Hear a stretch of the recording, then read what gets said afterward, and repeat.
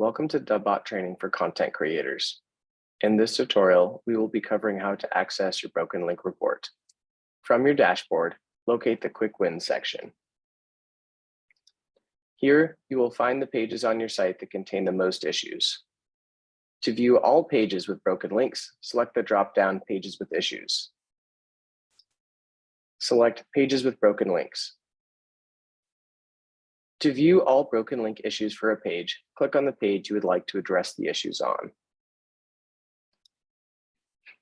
In the left-hand menu, click on the icon that looks like a link. Click on the broken URL to see where on the page it's located.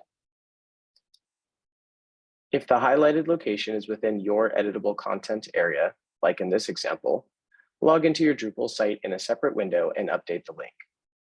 In some cases, you will find that the issue is located outside of the area you're able to edit.